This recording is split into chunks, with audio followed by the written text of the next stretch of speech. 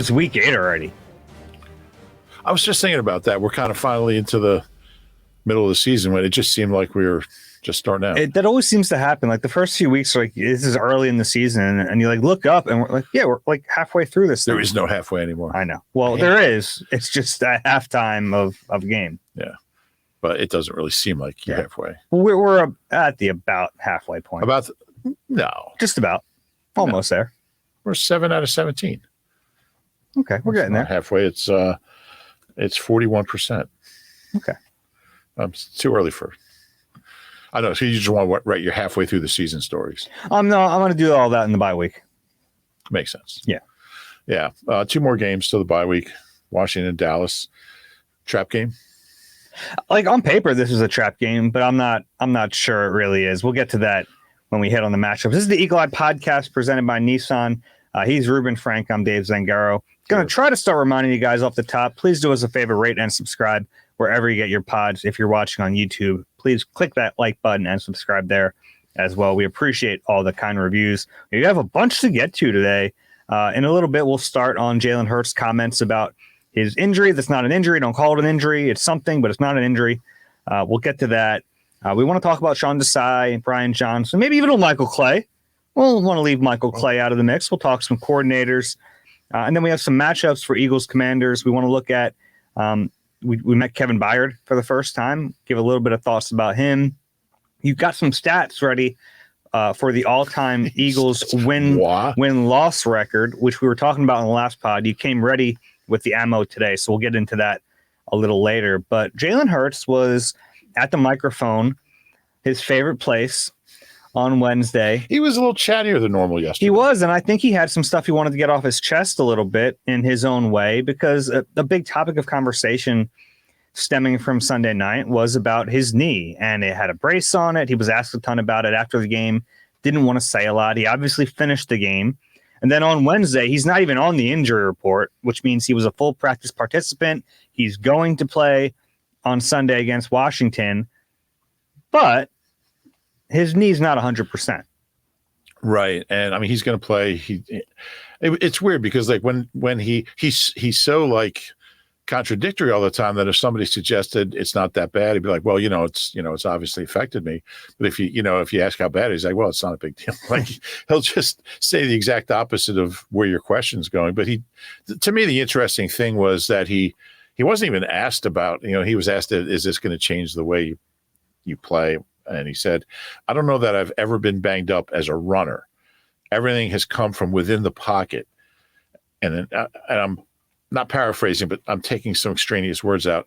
The illusion or the narrative is that you run the ball more, you're more likely to get hurt. That's not always the case, not here. I look from like on a grand scale, I understand his comments because he has the ability to be elusive. Whereas some guys are kind of sitting ducks in the pocket and they're going to take hits because they can't avoid them. I think his view on it is that he has this ability to escape and avoid hits, which is partially true. But every time they call a run for him, there's normally a hit at the end of that. And if he's in the pocket, he has a chance to get rid of the football. Right. And I mean, he wasn't even asked specifically about this. So it was obviously something that was important for him to say.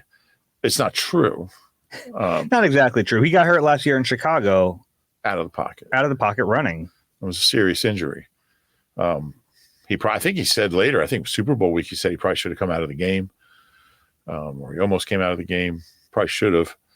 But I mean, it's just important for him to play the game that he wants to play and to not have any apologies for it. I think he's gotten better at avoiding big hits. And like early in the season where it's funny because he probably feels like he can't win because early in the season, there were moments where he's sliding and you're going, oh man, like he doesn't look the same running. And he's probably going, yeah, you guys told me to protect myself. I'm protecting myself. And now you're telling me. So I get that part of it's frustrating for him because he wants to play the way he wants to play, but he has all these people telling him, yeah, but protect yourself. And I think one of them is Nick Sirianni. Sure. And AJ Brown's a pretty big proponent of him protecting himself. And I get all that. So I think it's it has to be a little frustrating for him, and he's not someone who gets frustrated easily, or at least he doesn't show it. Yeah, maybe he does.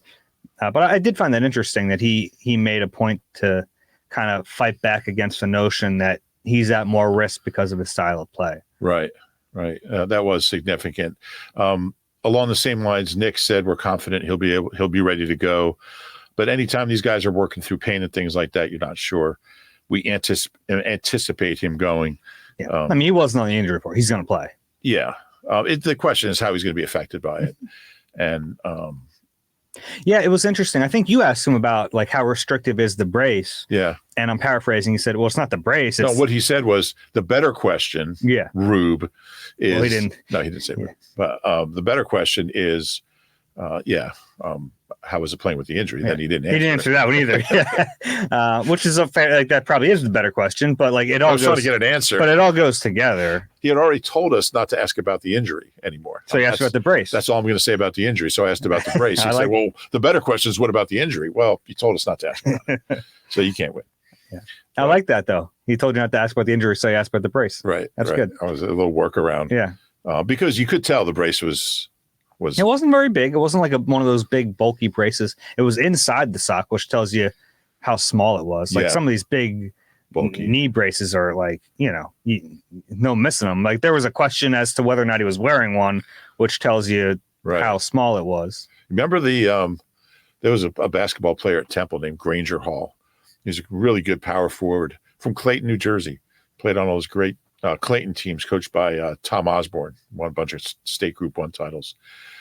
And he tore up his knee, and his brace on his knee when he came back to play like a year later, it was this contraption. And this is like in the 80s. It was like something that like you would see like if you're I don't even like on a spaceship. I mean, it was like this huge, bulky, and I mean, they've come so far. What I always think when I see knee brace, I always think of that thing he used to wear. It was like, couldn't even see his leg. But yeah, I'm curious. And people ask me on Twitter, like if he's going to wear the brace Sunday afternoon. I don't know. He wouldn't talk about it. We don't know. I'm guessing yes. I would think so. But I mean, it's also a feel thing. Yeah. He started the last game with an injury and didn't wear it. So Right. And something made him change. So, that's the other thing. He clarified that the injury, and I think he had said this after the game, the injury didn't happen in the game. But, maybe something aggravated. Maybe he realized he needed a little extra support. Like if this was Michael Vick, we would have answers to everything. But he just doesn't share a lot. And that's fine. That's his prerogative. It works for him. But sometimes it's just, we just don't have answers when it comes to him. Yeah. And I get from a fan's perspective, sometimes it's a little frustrating because you're like, I want to know if the quarterback's healthy. Well, yeah, from a betting perspective, I mean, that's what it's all about. And that's why there's injury reports. People want to know, should I take him in my fantasy league? I don't know. We just don't know. Well, those drafts are, you draft fantasy before. Yeah, but there's like weekly. Don't you like pick? I don't know. I've never done that. Don't you like pick who's my quarterback this week? Or? Yeah, sure. But you have like your team is set. Okay. Well, I don't know. I don't think, I guess what I'm saying is I don't think the fan interest is based on concern about his health. Well, no, if you're an Eagles fan, I think it is. Maybe. I think it's concern about.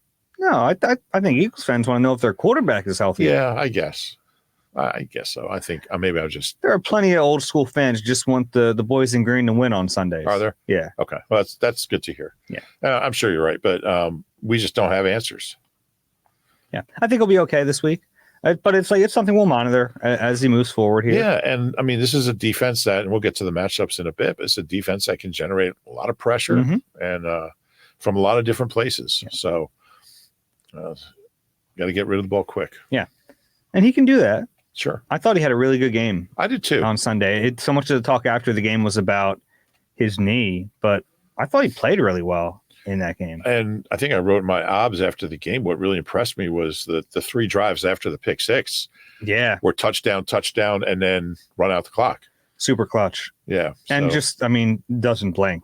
And that's what I think I wrote about that. I mean, he just shrugs it off. I mean, he really is focused on the now. Yeah, and it was funny because like I wouldn't pin the pick six on him, but I also think it's like a tough, like you're kind of inviting, you're thrown into that. You're inviting some chaos. Yeah.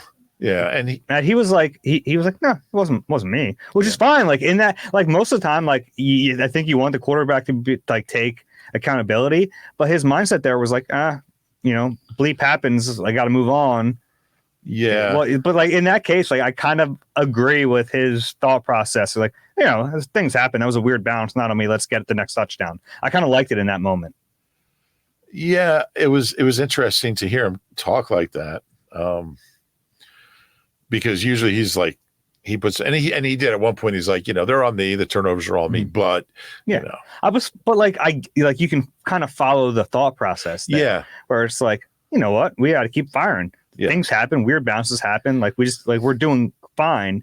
And I kind of liked it in that moment. Obviously the sack fumble was on him. Right. And he put like, he's made it very clear that the one on the Goddard drop against the Jets was not on him. Well, that was clearly not on him. Yeah, but like he keeps bringing it up. Yeah, which is it's because these turnover numbers are like on the page are a little concerning. Yeah, yeah. You look a little deeper into them, and I don't think it's as big an issue. I would agree with that. Yeah. And turnover, we've talked about this a million times. Turnover luck is just that. Like it can swing one way or the other. Now, like when Ryan Leaf's throwing 30 interceptions in a season, it's not luck. Sure. But, I mean, I don't think. Look, he's the same guy that threw 6 all last year. Mm-hmm. I mean, and you got to look him individually.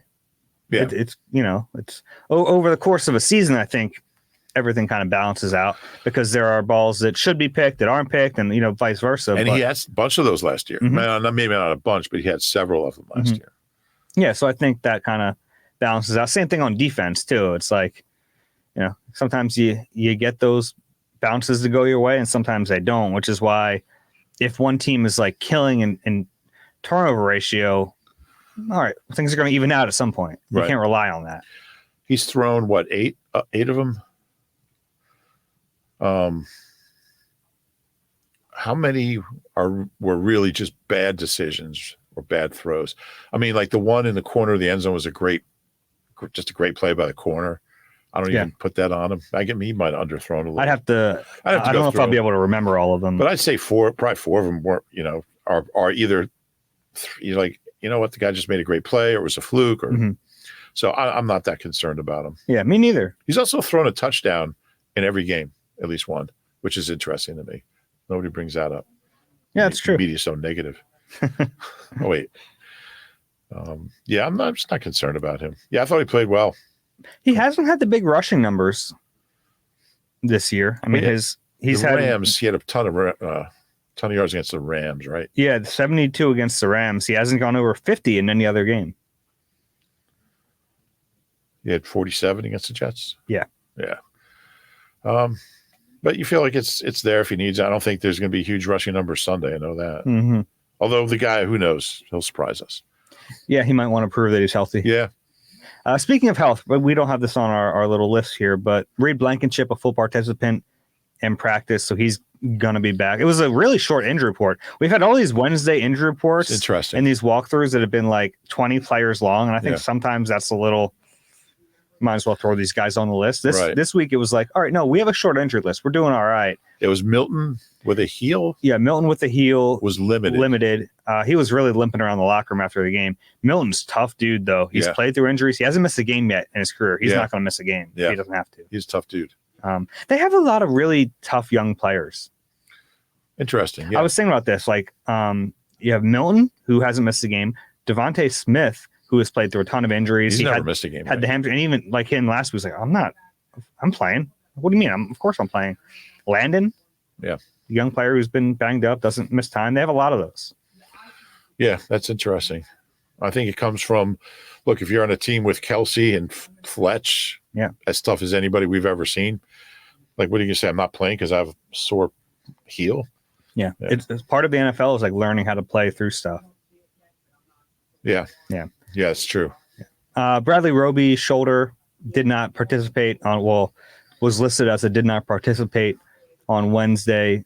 Probably still out this week, but he's not on IR. They didn't put him on IR. So, we'll see. I think he'll be back within the 4-week window there. Yeah, you would think so. And that's it. That's the extent of the injury report. So considering everything, pretty encouraging. They're getting guys back and they're not losing guys. Yeah, because there was like a little span there where okay, this team's pretty banged up. You're missing Slay, you're missing Fletcher, you're missing Jalen Carter for a game. Reed missed a couple. Yeah, like you're just missing guys, but starting to get healthier. And I think, if you can get to the bye week with, like, if they can get through the next 2 games without anything serious, then you get these guys can heal up and be at full strength for the murderer's row there. Yeah, be a big deal. Coordinators. We had a chance to talk to all the coordinators on Tuesday. I mentioned this a little bit, I think, on our last podcast, but I'm working on a story about Sean Desai, and I just find this really fascinating, which is why I asked him about it on Tuesday, but about the idea that players are taking ownership of the defense. And I got a chance to talk to a few players about this, and all of them seem really appreciative of how willing he is to listen to them. And that really started when he got here and started installing the defense. He goes to them and he'll take suggestions. And even when they were installing, like, he was listening to them. And throughout games, like, what are you seeing? What should I be calling? Like, ultimately, it's on him, but it's a really collaborative process.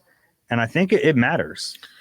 There's no question. And when you come to a new place that has guys like Brandon Graham and Fletcher Cox and really an established core group, I think you really have to do that, or you can risk losing guys. Like, who's this new guy coming in and saying this is the way it's going to be?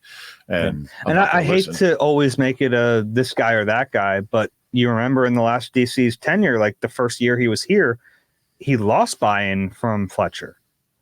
He did. Which, like, I think Fletcher would probably admit now that he didn't handle that well, but that was like a real. And they both navigated through it. They navigated through, but it was rough there for a while. Yeah, it was. And, but I think even, and you won't say his name, but I think even Gannon kind of grew. Yeah, not because he's like guy in indie level. It's just like, I don't want to make it about a Gannon versus Desai, but it's hard not to do that. Like, he who shall not be named. Yeah. But I think Gannon kind of grew into that, but it's certainly, I think Desai is in a position. I mean, and Gannon was also coming in with a new coach, coming off, with a bad team, and I guess wanted to do things his way. But when you come into a team that's already had success and just went to the Super Bowl and had the number 2 defense in the league, I think really behooves you to be collaborative and listen. Yeah, and sometimes I think, like, it goes to the point where Brandon Graham was telling me, he's like, I'll give him a suggestion, but call what, like, you're the DC, like, call what you want to call. Yeah. So and I think he does. It's his call, and even if he's, just to have that conversation with guys. Look, I'm not going to do what you said, but I'm hearing you. Yeah, you want to be heard. Yeah. Like, especially if you're a veteran player and you're like, man, like, if you're Darius Slay, for instance, like, I've been in the league 10 years, right? Like, I've been a Pro Bowler. I have nearly 30 picks in this league. Like 28. Nearly 30. I'm trying to help him out. Nearly 30. Okay. Yeah, like, you want to be listened to. Yeah. And I think that's true in any corporation, any business, any line of work. Yeah. I mean, that's like one of the major tenets of corporate culture, like healthy corporate culture, is listen to your employees. Yeah. That's why we have a suggestion box. Oh, no. That's the trash can. Right? Same thing. No. But it's, you can tell these guys really respect him and really like him. Yeah. And I think it's a good time to really give him his flowers, because that game against Miami, like, the players made it happen, but they were all in position. Yeah. It was a masterclass against a really dangerous offense. It really was. And 244 yards. It's one of the best defensive performances we've seen. I agree. Against a record-setting group. And I love how they just got better and better as the game went on. And that's a lot of adjusting from Desai. I think he's really good at adjusting. I think that's one thing we've seen on the fly. It doesn't just mean halftime, throughout the game. Willing to be aggressive, willing to try things. Yeah. He's not so rigid. I've been really impressed by him. Yeah, same. Let's flip it to the other side. Brian Johnson, who's had some iffy moments. Yeah. I think that even in that Miami game, I think that first drive, he got fans are booing after that selection of plays. Fire Brian Johnson was trending. And, oh, really? And I get it. I get the frustration, but I also think he's done a lot of really good things. And this is a top 5 offense in every category. And they're moving up in red zone. I think they're up to 16th. I did my chart this morning of points per red zone possession, which takes forever because you got to add up touchdowns, field goals, multiply touchdowns by 7, field goals by 3, add them up, and then divide by total drives. They're up to 4.3 points per drive. Where does that rank? It puts them 15th. So they were 2 weeks ago, they were like 23rd. So they're moving up. They'll be in the top 10 soon. I mean, the Chiefs are 4.7. So they're averaging basically half a point less per drive than the Chiefs. It's interesting because some of the top teams are teams that barely had any. Yeah, that is more significant than it sounds, though. Have a point more per drive. Yeah, and like the Dolphins are at 5.9. Yeah, I mean, but like even the Browns have only had 12 red zone possessions, and they're averaging 5.8 points per possession. But the Eagles have actually scored the 5th most red zone points, 128, just because they've had the most red zone drives, 30. They're tied with the Chiefs. So they've had some drives that but I mean they're getting so many red zone drives. They're number 2 in the league in length of drive by time of possession and by yards, probably by plays. We could look that up. So I actually think Johnson's done a better job than people give him credit for. And I guess that's a long-winded way of me saying that. I think the turnovers are an issue, and that's not him. A couple of them maybe. You could make a case that it was a call he shouldn't have made, but for the most part, the two real issues with the offense are turnovers and red zone. Red zone's on him, although there's some execution issues too, but mainly on him. But between the 20s, I mean, they're unstoppable, and I get that he inherited a great offense. I mean, but I compared. He seems to find answers fairly well, like, because that's such an important part of this. Is like, all right, what's the defense doing? What do we make sure we follow up with? Like, how do we adjust to what they're throwing at us? And for the most part, he's been able to find answers for that. Yeah, other than one game, and they turned it over 4 times. Last year through 7 games, they were averaging 395 yards. This year, 389 yards. Points, 27. This year, 26. So they're down a point per game. And this is offensive points. Third down, they're better. 46 last year, 49 this year. Time of possession, they were 32-48 last year. They're 35-04 this year. So, and they're getting a ton of possessions. They're first in the league in first downs, second on third down, second in big plays, 40-yard plays, third in yards per game, fourth in points per game. So I do think he's gotten a little too much criticism.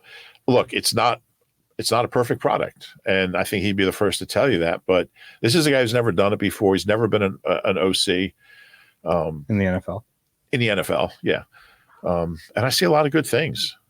So, heck, I remember. I mean, in 2016, people wanted to fire Frank Reich and Jim Schwartz. I mean, in 21, they wanted to fire Nick. So this is 7 games. It'll take a little bit of time. The stakes are raised this year, so yeah. But I mean, understand the worry, but yeah, I think there's a lot to like about this offense, and I think with each passing week, he's going to get more and more familiar with his players and what they do well, and get them in position to use their talents. So I like what I've seen. I do too. Not perfect, but on the right track. Exactly. Michael Clay. I don't have a ton to say about him. We didn't have a ton to ask him on Tuesday. It was a really short press conference because what are you going to ask him? Like, your unit's pretty good right now. But he deserves credit. That unit's playing very well.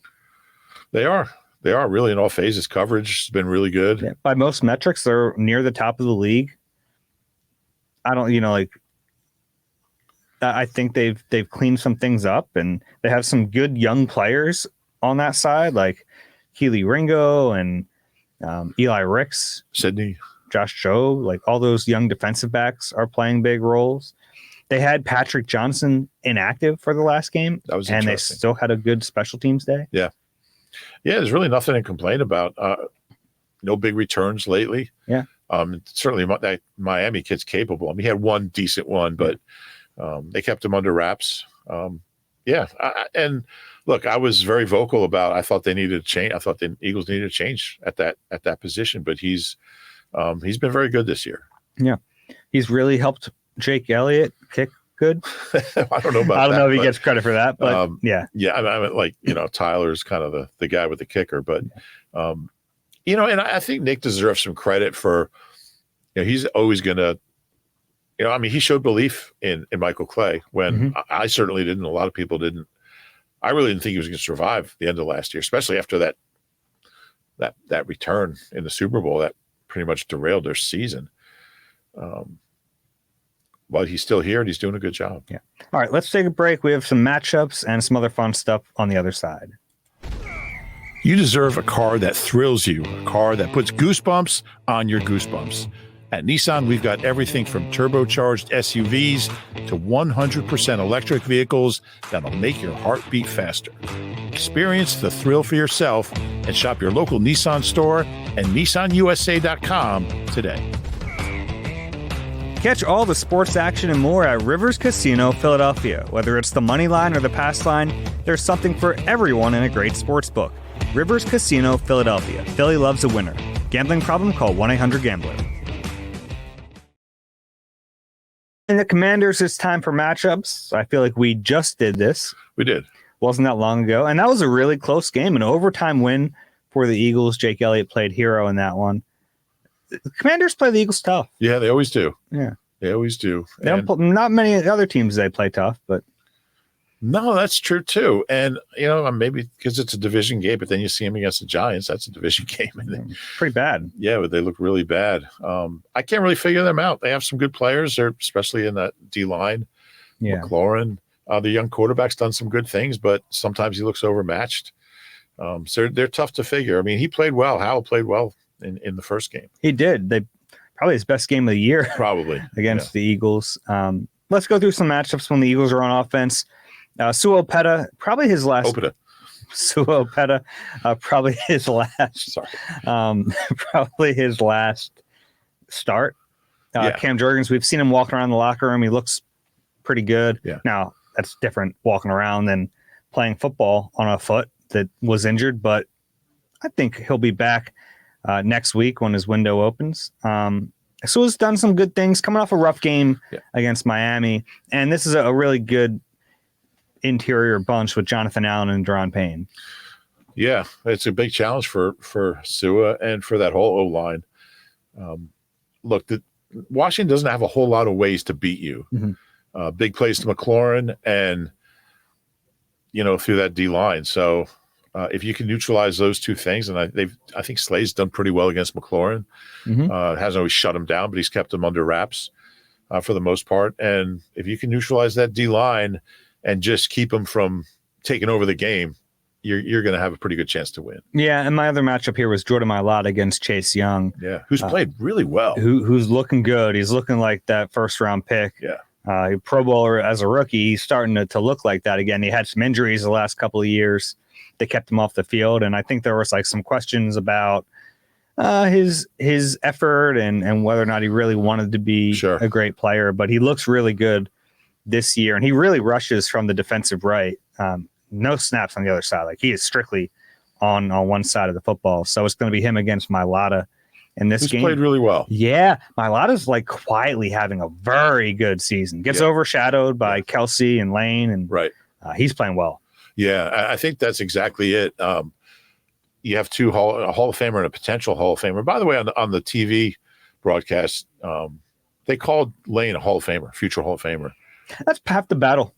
Just start calling him a Hall of Famer and it'll end up It's there. huge. I mean, when you can get, and whatever you think of who did the game. I don't remember who did the game.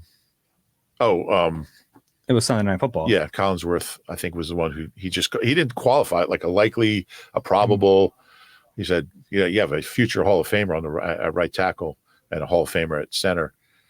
That stuff really helps." Yeah. Well, Collinsworth, PFF loves them some Lane. Yeah. See the connection. Yeah, that's right. But no, that matters. But anyway, my lot against Chase Young, this is a good matchup. Because on the other side, like, if Lane's healthy, even as good as Montez Sweat is, you feel pretty good about that. Yeah, Montez Sweat's really, really tough. But I think Mulata is one of the kind of I don't know if we've really kind of acknowledged how well he's playing enough. Little unsung. And, like, he's having his best year. He's good in pass pro, obviously. Him and Landon in the run game is devastating. Yeah. Like, watching those two guys land a combo block. Yeah. Like, they're getting their guy into oblivion. Like, he's off the page. Yeah. No, I agree. They're making the running game click. And,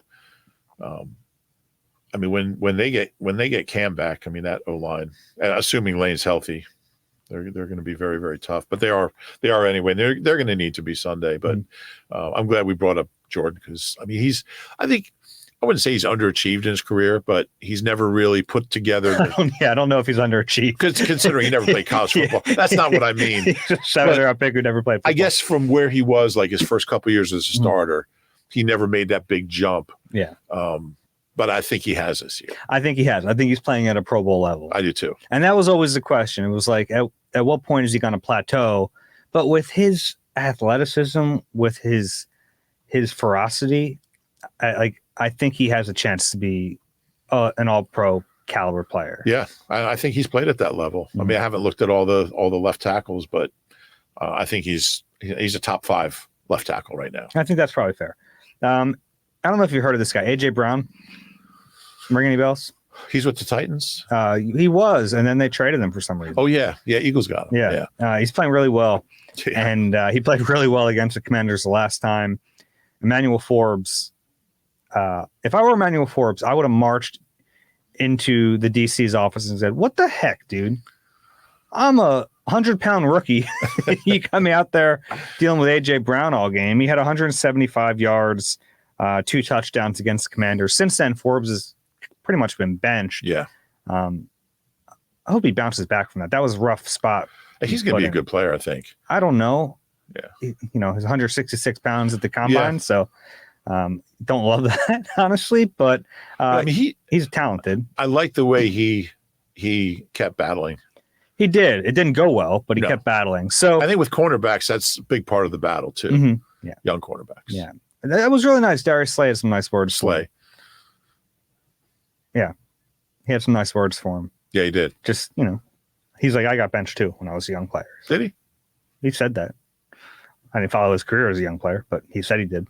I don't think he got. Well, I'll look that up. Yeah. But as long as the message gets through, it doesn't matter. Yeah, It's not like the kid's going to look it up. Yeah, exactly. You didn't get that. AJ obviously on this tear, special stuff. So no matter who they put on him, I'll take AJ. And they have some good corners. Like Fuller's probably the best corner, but you still feel good about that matchup. Nobody in history has ever had 6 straight games with 125. What do you think? I think he goes over. And I think Eagles know that, especially if it's like late in the game and they have a lead.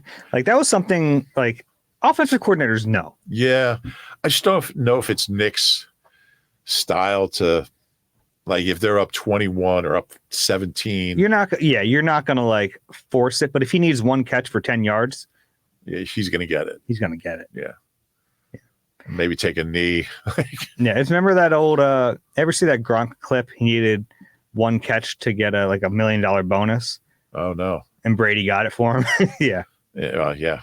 It's good to have him. If you want $1 million riding on one quarterback, you don't want Marcus Mariota out there. Man, Marcus Mariota took a stray right there. Yeah, I know. It's like, I haven't even played this year. I'm being a good teammate, showing up. He's showing up, helping Jalen. I'm just basing it on this training camp. It was not a good one. Man, a lot of other quarterbacks you could have said there. Well, I didn't. Yeah, Zach Wilson. Let him take a stray. Got to go with the local guy. Okay. What, do you think Mariota had a good training camp? No. Well, then. Man, rough crowd here. Eagles defensive line, obviously very good, coming in waves. Commanders have given up 40 sacks this year. Yeah. Sam Houseman sacked 40 times. Yeah. And a lot of them are on the O-line, but a lot of them are on him holding the ball. Yeah. He was sacked 5 times against the Eagles in the first one, but it was funny. 3 of them were from Nicholas Morrow as a blitzer. Yeah. So they needed a blitzer to get home against them in the first game. I don't think they're going to need a blitzer in this one. I really like both edges. I like the interior. They have their left guard is hurt. He didn't practice on Wednesday. Right. They have a chance to really eat and get home. Yeah, and I think the pass rush has just gotten better and better each week. It's really at a good place now. Yeah. And it's healthy. It's healthy, and it's everyone. I mean, it could be Sweat. It could be Reddick. It could be Jordan Davis is getting pressure. Carter. Not everyone but one guy. I can't help myself sometimes. But do you think when Nolan Smith got that sack, Barnett was like, man, if no one blocked me, I'd get a sack? I don't think he would, though. That's unfair. It's been almost 400 snaps. Yeah. He hasn't had a sack in 2 years. I know. Nolan played 4 snaps and got a sack. 5 snaps, whatever it was. No one touched it. I know. I'm aware. But I do like the way they're pressuring. And Josh Sweat has 34 career sacks, 6 of them against Washington. Is that right? Yeah. Okay. Most of any opponent. Yeah. I could see him having a big game. I could too. Got to get him back on pace for 17. I think he can do that. He had a couple last week. Yeah. He's been their best edge rusher. And that's no shot at Hassan. Yeah, and I think the level Hassan's played since the cast came off, I think they're about even. Yeah. But Sweat's been really good and really productive and really dangerous for quite a while now. Yeah. This is his 3rd year as an elite pass rusher. And the difference between Washington and I keep saying Washington because they have a name now. They have Commanders. There was that span where I had to keep saying Washington. But here's the problem. Like when you refer to like a game in 1988. Yeah, what'd he do? Like remember that game Mark Rippon had for the Commanders? It wasn't the Commanders. Yeah. So you can't use a previous name. You can't use the Commanders, and Washington football team just sounds. Just say Washington. That's what I do. Yeah. But it's just, it's clunky. But I think now because of the whole name thing, I call them the city way more than I do any other team in the NFL. Yeah. And they have a name now. They do. Yeah. You ever call the Eagles Philadelphia? Well, that will be weird because we're here.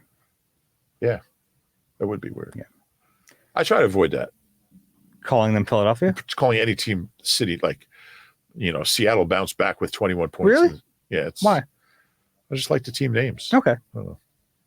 But I mean, I'll do it occasionally just so you don't have the word Seahawks 20 times. Yeah. I get that. But yeah. Anyway. Back on the rails, Dave. Back on the rails. Yeah, yell at me. He's been sacked 40 times, second most ever through 7 games. Is that right? Yeah. Well, let me guess who's number 1. I'm going to guess that David Carr. David Carr. Yeah. David Carr, 43 in 2002. Also 37 in 2005. So he has 2 of the top 5. Two of the top 5 highest sack totals through 7 games. I remember, when I used to be a stringer for Peter King when he was at SI, I was as an Eagle stringer, and I had to get a quote from Doc on David Carr. And it was, what was his rookie year? Was it 2002? 02, right? Yeah. And Doc's like, he's really talented, but he's not going to last. Yeah. Doc was always very honest, and yeah, he was a talented guy, but yeah, he was never the same after all those sacks. It was a lot. The Eagles still have the record for most sacks in a season allowed. Oh, do they? Yeah. Like 108 or something. Oof. But it was split between Jaws and Randall. So, okay. Yeah. That was not a good offensive line. You mentioned Terry McLaurin earlier. I think Slay will be on him, but they might try to sneak. Darius. They might try to sneak McLaurin into the slot a little bit, especially if you have like Josiah Scott out there. I think that's a matchup they would want. Yeah, we'll see if I'm curious to see what they do at the nickel spot because you have Josiah, but Eli Ricks has played so well. So you move Bradbury into the slot if McLaurin's there and put Ricks out there. Well, I don't know if Bradbury is the best matchup against McLaurin. Not a wheels guy. Yeah, but I mean, would you put Ricks in the slot against McLaurin? Maybe. over Josiah Scott, maybe. Yeah, you'd rather have Ricks on the field than Josiah. I think so. But like Josiah played pretty well last week too, so bad. he doesn't like deserve to be benched. Not like Slay got benched. Oh, yeah. Like, what are you talking about? Okay, yeah, and then we'll see. Maybe Sydney a little bit here. Could be because, well, they'll probably rotate at safety in this game. I think Byard will just take every snap. I think they'll maybe ease him in a little bit. I mean, he's a little different because, I mean, it's not like he wasn't playing. Like some of these guys that's brought true. in weren't playing. Yeah, what do you think? Yeah. Well, let's just skip the rest of the only other matchup was just the Commanders versus organizational ineptitude, which you can kind of fill in the blank there. If you saw the Jonathan Allen clip. If you haven't, go check that out. But what do you think they'll do with Byard? You think he'll just I think they're going to play him as much as possible. He's coming off a bye week too. Coming off a bye week, I think he's going to play. I think he might get all the snaps. Wow, yeah. That'd be pretty cool. Yeah. Something tells me they'll ease him in a little bit. Maybe. Yeah. Met him for the first time. Yeah. On Wednesday. Interesting guy, well spoken. Obviously been in the league a long time. Didn't say much about his role. Like he's been here a day. He's trying to learn the playbook and. But he was asked about his versatility a little bit, and he said like that's a big part of his game, and he thinks they'll use that. He's been a really reliable player in his career, plays everywhere. More snaps than any defensive player in the league since 17. Really good free safety, rangy, gets picks. But he mostly talked about his Philly roots, which is cool because he comes home to the city where he was born, and he spent the first 14 years of his life. He moved when he was 14 to Atlanta. So he never went to high school here, but from West Philly. And the cool thing, he brought this up, was that he's coming home this time for like a good reason. His mother passed away last year, so he had to come home for that. He came here for a loss last year, and the last two times before that, he was burying his grandparents. So it's like every time he comes back home, it's been like a sad thing. This time it's like it's fun. He gets to come home. He gets to see his family. They have a lot of guys Reddick's from here, from South Jersey, and obviously OZ's from here, and Swift is from here. Sean Bradley, who's on IR, but Sean Bradley from Mount Holly. Yeah. Saw Sean Bradley the other day, by the way. You? Walking finally. Okay. Began walking a couple weeks ago. That's good. From his Achilles tear. Yeah, well, that's good. He's walking. Mm-hmm. It's a good sign. Yeah. Curious to see what Byard can bring. He's a really good player. He did a big press conference, and I missed it because I was in with Jalen. They were simultaneous.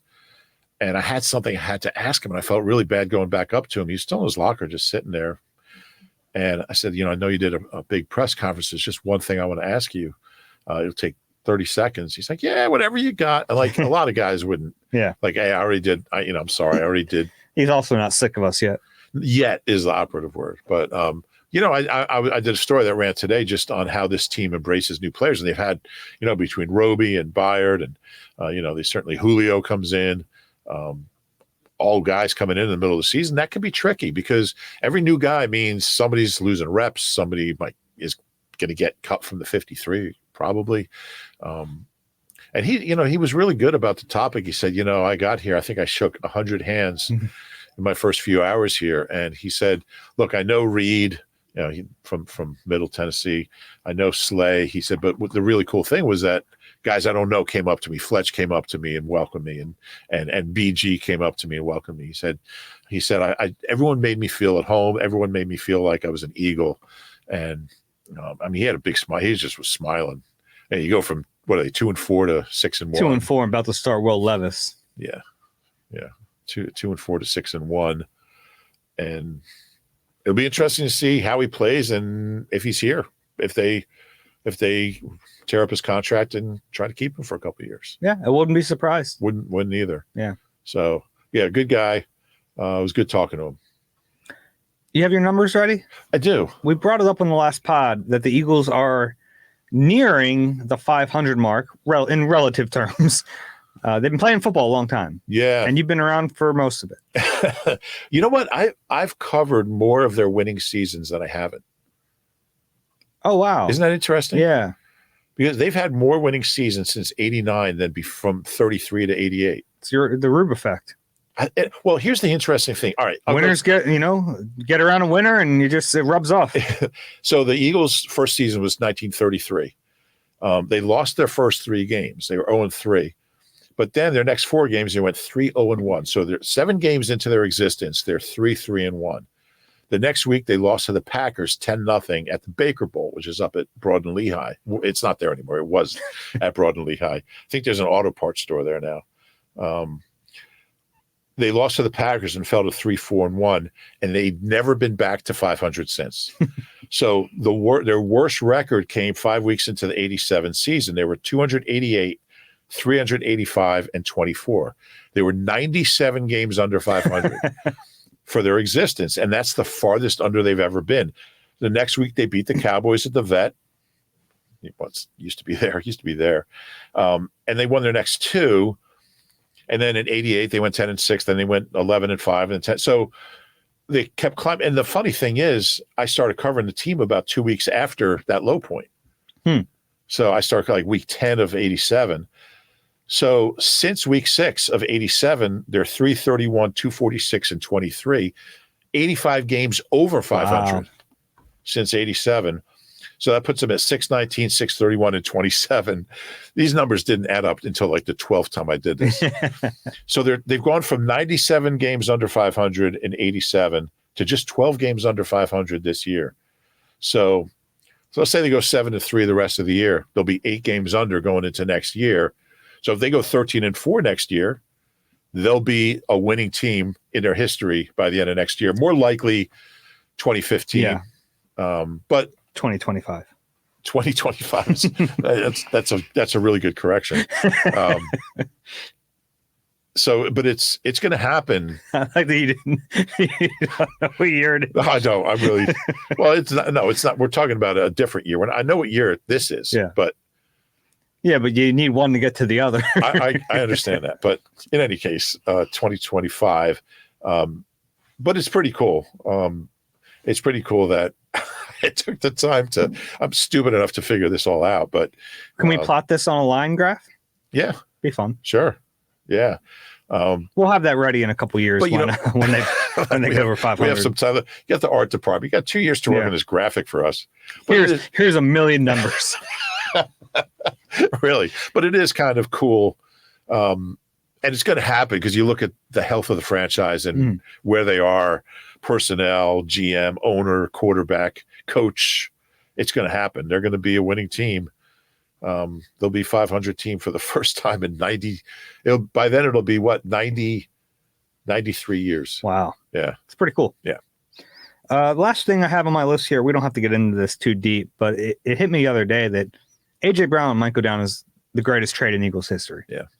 He's probably not that far off now. It's probably in the top 5. Yeah. I mean, I think that the best trade in Eagles history is Jason Peters. They got a Hall of Fame player in his prime, or maybe right before his prime, which is when you want to get him. That's a great trade, obviously. Well, he'd been to a couple of Pro Bowls when they got him, right? He had. I don't think he really was in his prime yet. That's fair. Because his prime was such a... Had he been an All-Pro? I don't think he had been an All-Pro. I don't believe so. Yeah, he had not been an All-Pro, but he made two Pro Bowls from Buffalo, second team All-Pro both years. But yeah, his best years were here. Yeah. And then who else is in that? I mean... T.O. He's ahead of T.O., though. Yeah. He's better than T.O. He's been here longer now than T.O. He just passed him for everything. There's not a lot. Yeah. Slay trade was a good one. The Slay trade was a good one. And that's the crazy thing. It's like 2 of their best trades ever have been recent. Tua. You keep talking about Tua. Dolphins were last week. Are you going to do this all year? Like week 17? It's only hilarious because they just played him. But he's I've never seen a receiver. And the thing about T.O., like he would have a 155-yard game. They have a 28. And look, AJ could still have a 28, but the consistency we've seen the last 5 weeks, I've never seen anyone play like that. Well, yeah, it does. It's only happened twice in NFL history. And I thought the fact that Tyreek was across the field, maybe you're seeing Justin Jefferson's hurt. He's certainly as good as anybody, but you're seeing 2 of the best receivers in the world on the same field, and AJ outplayed Tyreek Hill. So he's it's very similar to the NFC Championship game where you had Nick Bosa on one side, who came in with all the hype. Yeah. And then Hassan Reddick outplayed him. Yeah. Jalen and Brock Purdy. or Josh Johnson, whoever they're. But yeah, Don't bring that up. They'll start whining about it. Yeah, they probably will. He might miss. What's his status? Purdy guy has a concussion apparently. Yeah, and it's a short week for them. Yeah. So yeah, Sam Darnold. They have the Bengals at home. Yeah, Bengals. That's it's an interesting game. Yeah, that's a rematch of the '94 Super Bowl that I covered at Joe Robbie Stadium. Okay, Bengals Niners. Yeah. I'm sure the little motivation behind it. Boomer's going to be fired up. Yeah. But yeah, so I've never seen anybody play like AJ. I mean, it's just a joy to watch him. He's fun. And the greatest thing about him is like the play's never over when he catches the ball. It's just beginning. I've never seen a guy so physical with the ball in his hands. Guys don't want to tackle him. Now, a few weeks ago, I asked Nick Sirianni about Nick Bosa. What impressed him most about AJ that he didn't know until getting him. And he said his stop and start ability. Right. Which is it's funny. Obviously I see that. But ever since he made those comments, I've been really keying in on that. And it's outrageous. Yeah. For a guy that big to have the explosion is insane. It's unfair. Yeah. I mean, he was good in Tennessee, but I mean, he's like 2 levels up from that. Yeah. 2 of those levels up. 2. It doesn't work. I didn't say that. If you enjoy the live podcast, please rate and subscribe wherever you get your pods. This is our last pod before the game, by the way. So who are you picking? If you're watching on YouTube, please click the like button and subscribe there as well. I'm picking the Eagles. Oh, me too. Yeah. I shot my shot last week. It didn't go well. It's a good shot. It was a good shot. I thought about it. Yep. I took my shot with the Rams. Yep. And we both get egg on our face. This we don't. I mean, really good. Wrong. We're both 6-1. Same record as the team. No, because they lost to the Jets. We have one more loss in the Eagles. Oh yeah, we do. Yeah, so we're a game out. Yeah, they're beating us. I wonder if I've ever been at 500 or if I've been below. All right, we'll be back with you guys after the game on Sunday. This has been Eagle Eye presented by Nissan. For Roob, I'm Dave. We'll talk to you soon.